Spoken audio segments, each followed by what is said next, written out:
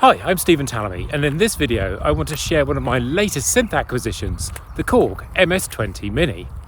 The original Korg MS20 was released in 1978 and was an excellent alternative monosynth to the more expensive Mini Moog. In recent years, Korg has reissued the MS20 in both a full-size and mini version. I recently picked up the mini version from Matt Bowdler, aka The Unfinished, and I've been having a lot of fun with it. So here it is, the Korg MS20 Mini. Now I'm not going to do a full review because there's plenty of those on YouTube. So instead we're going to have a quick overview and then we're going to have some fun patching it up. So the first thing to do, just a quick listen to the oscillators. So first we have a triangle wave, then a saw wave, then we have a square wave which we can adjust the pulse width of.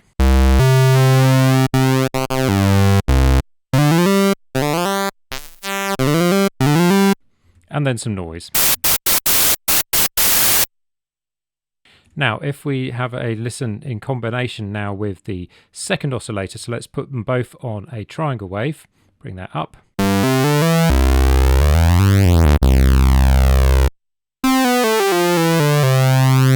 And we can adjust the relative pitch.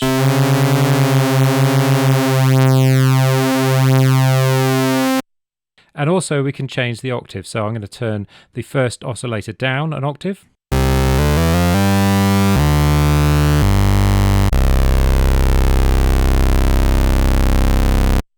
So we're already getting a pretty beefy, bassy sound. Now where the MS20 gets most of its character are from the filters. So we've got a high pass filter and a low pass filter, both of them with resonance. So let's just turn the resonance off and we can just easily adjust this sound a little bit.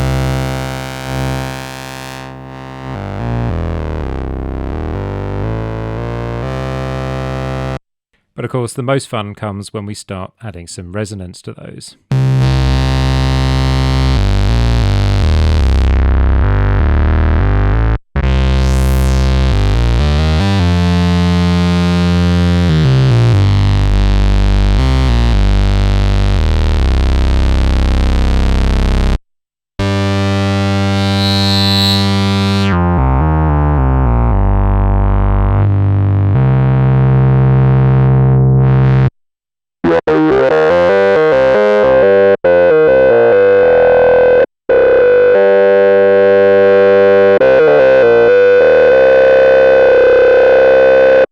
So you can see there's a huge amount of character in the filter. You can even have the filter play itself. So if we turn these down, let's put that all the way up, and we can just play this middle filter.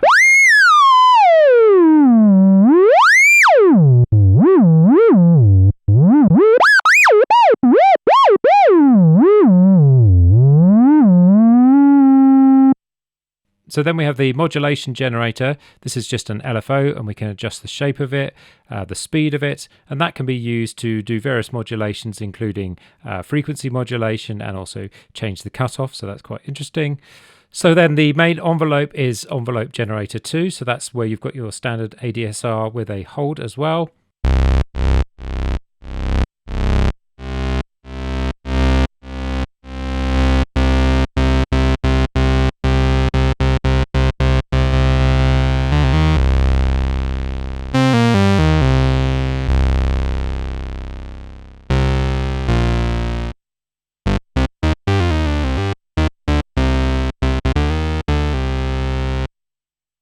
But the most fun we're going to have here is going to be in the patch bay. So everything here is normal, so you've got a normal signal path, but you can then patch it around. So we're going to play with the different aspects of that now. So the patch bay has a lot of opportunities to modify the signal routing within the synthesizer, but what I'm going to look at is bringing other sounds into it. So at the top here we've got an external signal in, so we could send a signal directly in here and then it goes through the internal filters and then out again. Alternatively, we have the external signal processor, the ESP, and this allows you to bring a signal in and then manipulate it through some filtering and then also use that to modify pitch. So that's where I'm going to send a signal. So just at the top here, I've got my Moog DFAM. I'm going to get the oscillator out of that and bring it into the synthesizer. So that's VCO 1. We're We're going to bring that into the signal in. Then we're going to route that through the filters and then out and into the signal in. And if we got that right, we can see that we are triggering the amplitude envelope with the external sound. And we can filter that.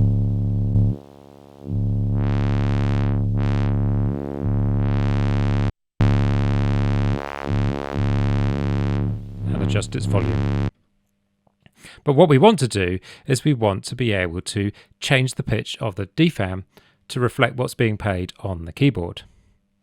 So here on the patch bay we have the CV out. So if I were to send that into the DFAM, we would hope that we would play the right pitch. So let's get this blue cable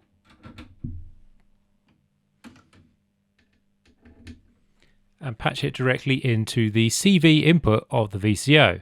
Now let's try playing it.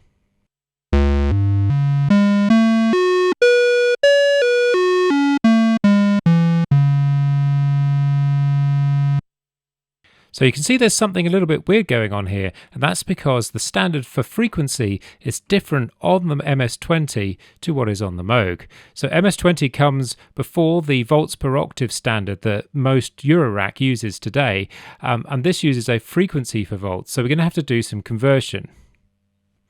Luckily, I have the Expert Sleeping's disting, which is like your Swiss Army knife of everything modular. And this has a linear, which is the frequency to voltage, to exponential, which is the volts per octave standard, converter. That's A5 on the standard here. And so what we can do is plug into the Y and out through the B, and we'll get the right pitch.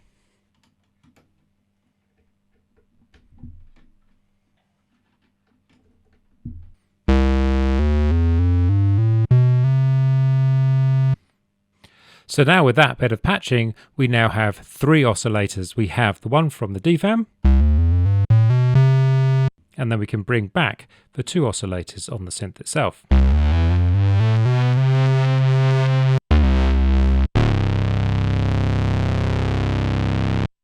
And we can shape all of that using the onboard filters.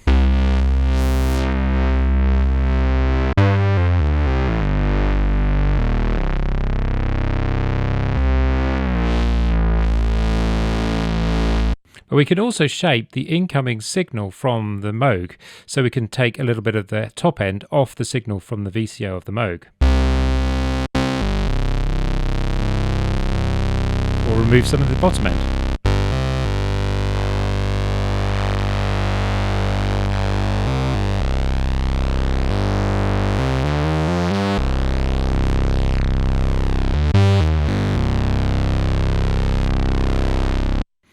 So really we've got 3 VCOs and 4 filters acting on this sound, but maybe we can get one more filter because there's a filter on the Moog.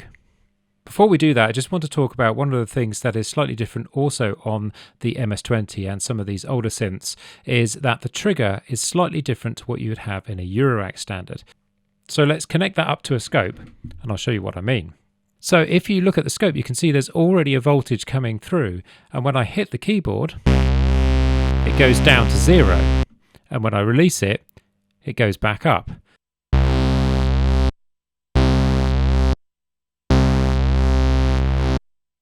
Now this is a little bit different to how a Eurorack would normally work. So let's just take a Eurorack module.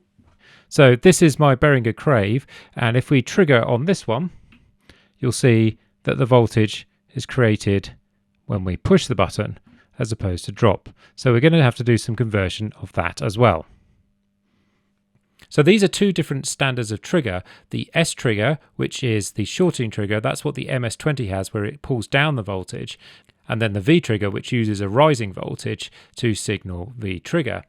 Now, as far as I know, the disting doesn't have any kind of trigger conversion, so that would be a really great thing, Oz, if you're listening. In fact, if you could combine the voltage triggering with also the frequency conversion in one patch, that would be absolutely amazing, so that you could then just feed the output of one of these types of synths into a Eurorack, and maybe you could have the reverse in a different algorithm. Anyway, that's just a wish list. But what I do have is the maths. What I'm going to do is I'm going to take the trigger and feed it into this purple cable. And then that's going to be inverted through this sequence here, then come out into the external input here, and then come out of this trigger. So if we hit a key on the keyboard, you'll see this is now triggering as we want, so we can now feed that into the DFAM. And also, because we don't want the VCA to be firing on the DFAM, I'm also going to open that up. So the VCA CV is here, and I'm just going to use this constant signal that we can see here to keep that open.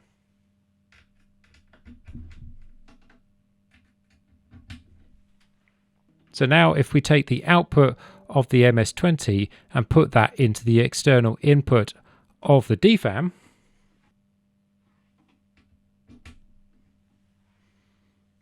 and we have that up here, that means the MS20 will now be going through all of the filters here on the DFAM.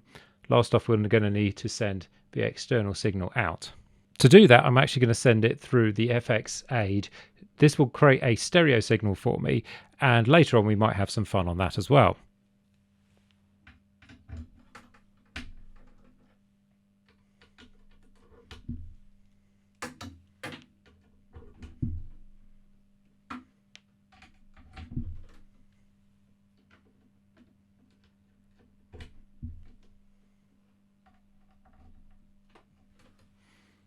So yes, quite a mess of cables to get all of this wired up, but I guess that's part of the fun. And now we are actually able to control both the DFAM filter and the filters on here. So we've now got 1, 2, 3, 4, 5 filters and 3 oscillators.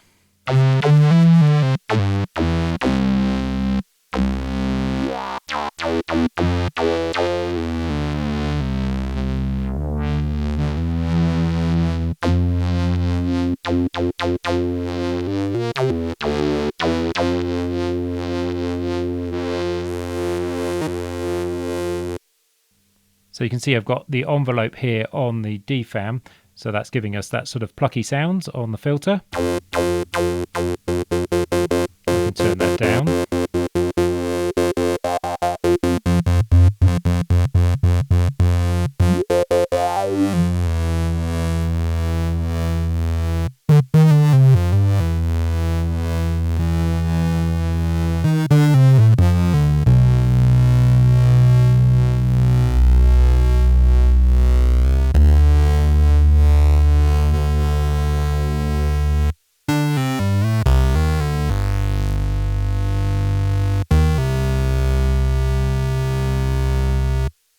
So one more bit of fun here, I've got the FX8 here, and that is running a wave folder. So if we bring that up,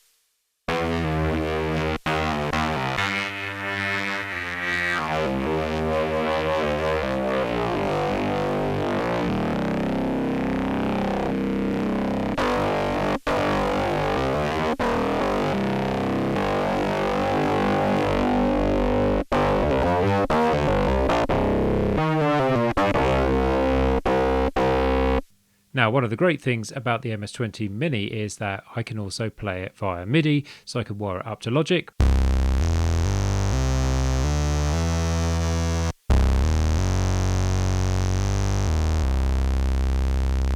So in Logic, what I've done is I've set up a bunch of triggers that are going to get sent out to the synth, starting at a low C, going up to sort of semi-high C. It started to sound a bit silly above that. And then I've recorded that multiple times where I've tweaked the different filter settings and also added the wave folder. So now I've got a few different variations of it all labeled up, and now I can load this in to a sampler. So these are all of those samples loaded up into Kontakt. I've called it MS20 Plus, and you can see I've got the different sample sets here, and you can play around with the mix as you like. So here's a version with a bit of the snappy and the filter mod.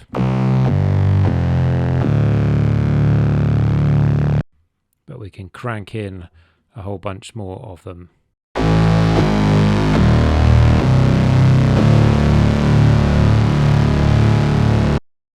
And on the settings, we can adjust the attack, maybe the release a little bit. So let's drag these up a bit.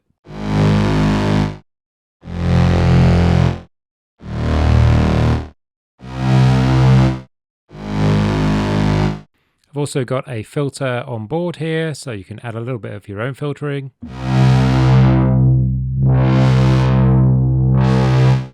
And that has some resonance as well if you want.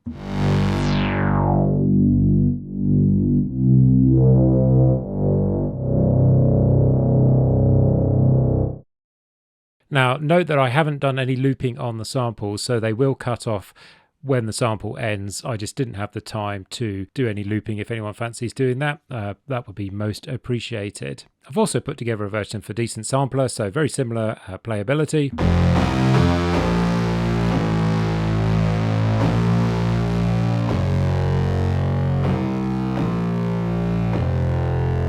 But I haven't added that settings page because that's not something that you can do in Decent Sampler yet. Maybe when that comes out, I will add the settings page. I just wanted to point out there are some software versions of the Korg MS20. There's an official one from Korg themselves, so just go to korg.com to get that one. Alternatively, Arturia have the Korg MS20 V as part of their V collection, so you can either get that standalone or as part of the larger V collection. And also Arturia have this filter MS20, which is just the filter part. As I mentioned, the filter is a really big part of the sound of the MS20. Now this was actually free at one point when it first came out, and I managed to pick it up. So let's have a listen quickly to my samples going through that filter.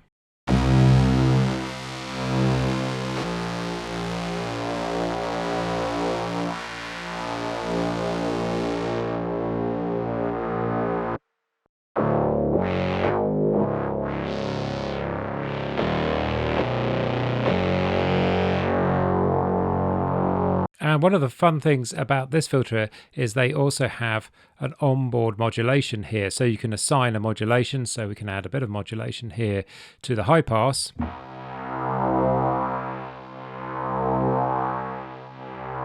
you can see it follows different patterns. There's lots of those available. So we can try maybe a rhythmic sequence.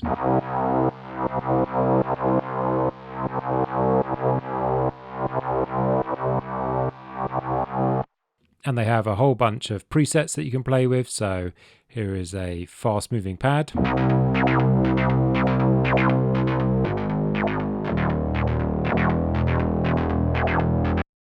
And you can punch up some drive on the distortion.